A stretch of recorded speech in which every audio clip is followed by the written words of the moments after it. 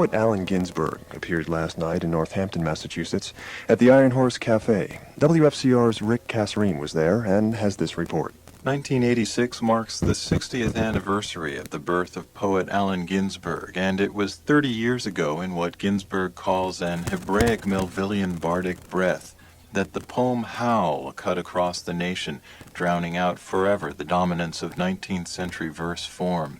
Ginsberg spoke out to America in a brave new voice, and that voice still echoes in America's coffee houses. I'm addressing you.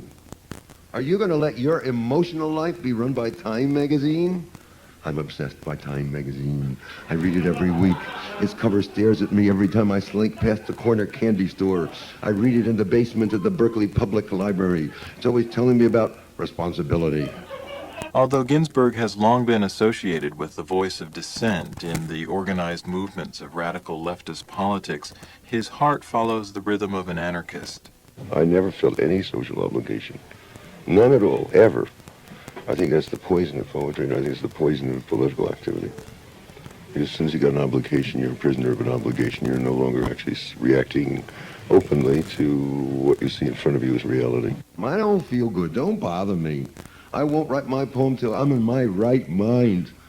America, when will you be angelic? When will you take off your clothes? When will you look at yourself through the grave? When will you be worthy of your million Trotskyites? America, why are your libraries full of tears? America, when do you send your eggs to India? I'm sick of your insane demands. When can I go into the supermarket and buy what I need with my good looks? America, after all, it is you and I who are perfect, not the next world. Ginsberg denies that his poetry is broken from tradition, but instead insists that he has returned to an ancient tradition of poetry that follows the characteristics of common speech. And it's a suggestion that Ezra Pound had for poets, to follow the tone leading of the vowels, to write according to musical phrase, involving the vocal tone, pitch, or accent as the Greeks called it in Greek prosody. They had up, down, and up and down, like Peleus.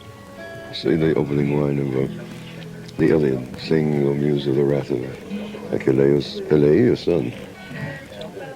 The vocalization in poetry generally has failed to include all the possibilities of ordinary conversational voice. And just as Pound said, poetry should be at least as well written as prose, so poetry should be at least as variably spoken as speech. With this idea of poetic expression in mind, it is natural to find Ginsberg choosing to play a music form that is also derived from common speech. When the troops get their poop at Fort Bragg, out to frag Sandinistas, leftist Micas, or go bomb Guatemalan Indians.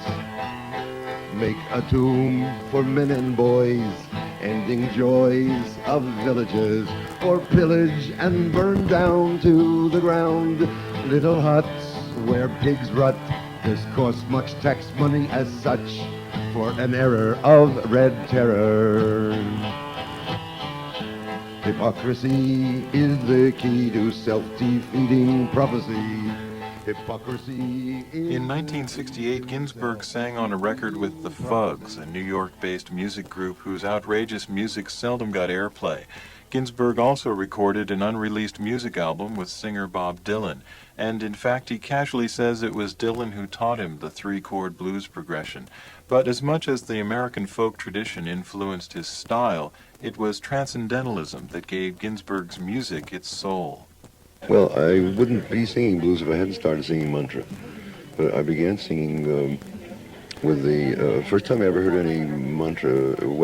This is not really music, this is mantra, just singing, was Kerouac singing Budam Saranam Gojami, Damam Saranam Gojami, Sangam Saranam Gojami, like Frank Sinatra. That was the Buddhist three refuges, in Buddha I take my refuge, Dharma I take my refuge, in Sangha I take my refuge. But 1968, coming from Chicago, I got interested in sacred song, putting Blake to music. Oh, well, go and play till the light fades away, and then go home to bed. The little ones leaped and shouted and laughed, and all the hills echoed, and all the hills echoed. As for the future, Allen Ginsberg says of his music, I'm afraid I'm sort of stuck and stupid because I don't really take music lessons. My voice is getting better. I'm singing better blues. And recently I've done some songs with string quartet and with symphony orchestras. Just finished recording that about 2 weeks ago. And I've been listening a lot to the Fugs. Do the meditation rock. poet Allen Ginsberg in interview and performance last night at Northampton's Iron Horse Cafe. If you want to learn how to meditate, I'll tell you now, 'cause it's never too late. I'll tell you how, 'cause I can't wait. It's just that great that it's never too late. If you are an old fraud like me, or a llama who lives in eternity, the first thing you do when you meditate is keep your spine, your backbone straight. Sit yourself down on the pillow on the ground, or sit in a chair if the ground isn't there.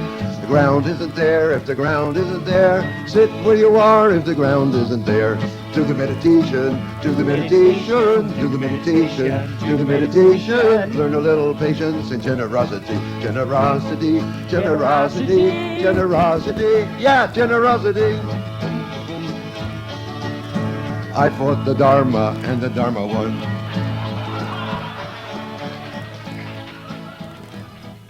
And for this Friday, that's what's happening around New England.